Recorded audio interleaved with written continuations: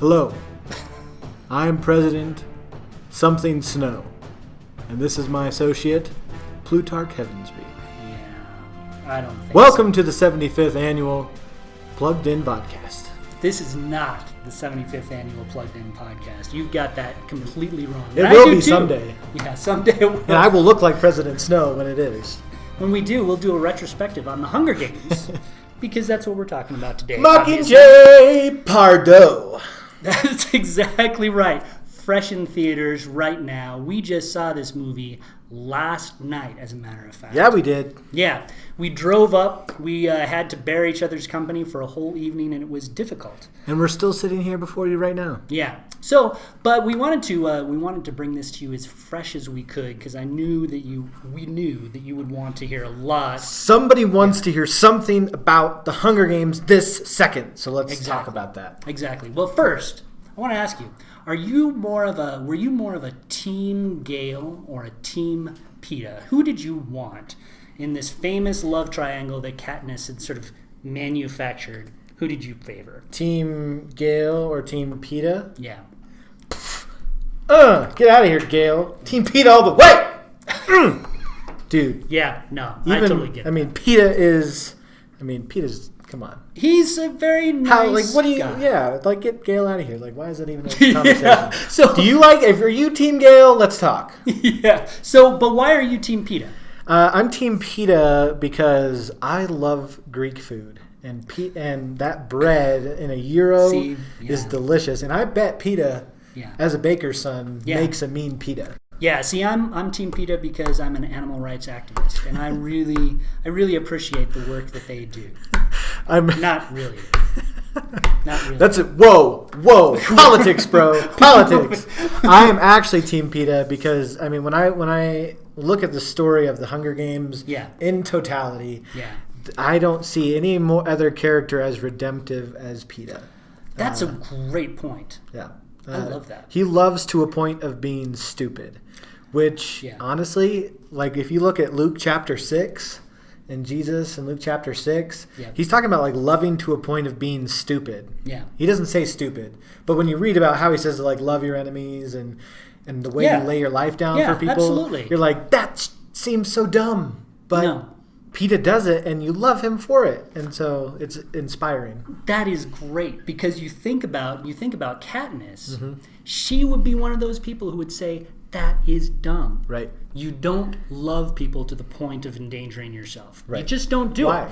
No I point. mean, one of the things about Katniss that is really interesting about her is that she doesn't think of herself as a very good person most of the time. Right. She really cares about her friends. She really cares about her family. But she knows deep down inside that she's kind of a selfish person. Yeah. She says in, Catching Fire, that no one decent ever wins the Hunger Games. And so she thinks that applies to her. Right. How could she be decent if she could kill? Right. Well, and in this movie, she has an argument with somebody about whether killing is personal. And this individual says, it's not, it's just, in this case, it's not personal. Right. And you of all people should know that. And she's like, actually, me of all people knows every time you kill someone, it's deeply personal. Yeah. Because I think every time she kills somebody, it's just another wound on her own heart. Yeah, absolutely. And not even when she doesn't even necessarily have to yank the bow back to kill them. I mean, if they are dying because of her in some way, she feels deeply guilty about that. Yeah.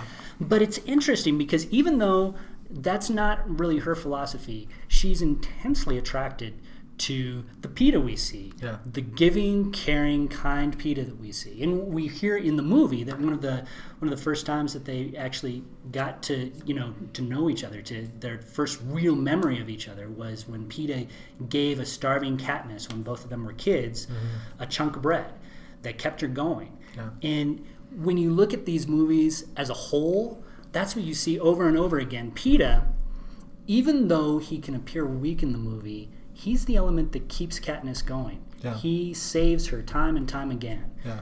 And I think that's kind of beautiful. I mean, he is he's almost an embodiment often of grace.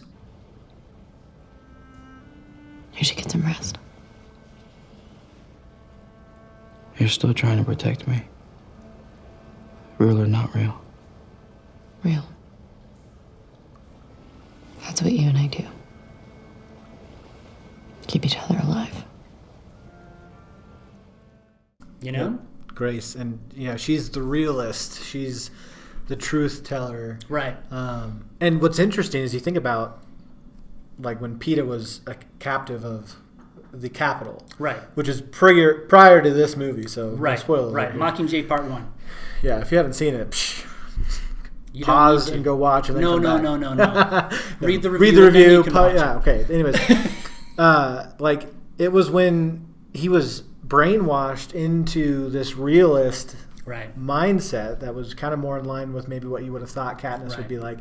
That you're like, no, this isn't right. Yeah. Like, this is not Peeta. This is not his grace. This is not.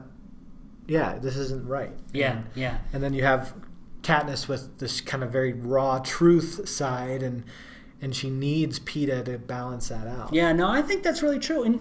And you see over and over again this almost Christ-like attribute of grace in his story. And I think one of the things that's so scarring about when he comes back and he doesn't see the Katniss that he knew. I think the thing that Katniss always appreciated about Peeta was that he, out of everybody she knew, he saw her the way she could be. She saw the promise. She saw the kindness.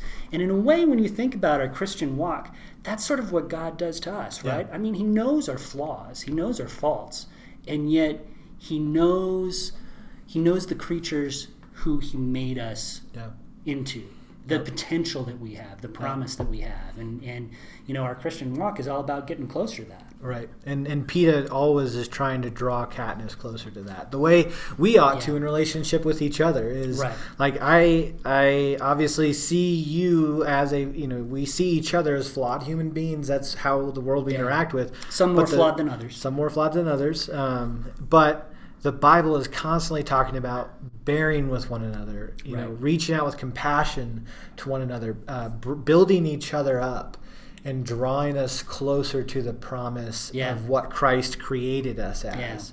And, come further up, come further in. I mean, very nice. Boom. Good. Cool. Jewel for the win. Last battle. Right? That's it. Which, very fitting for Mockingjay Part 2. Yeah, it is. Yeah. It is. So talk to us, Hunger Gamies. I think that's what we call.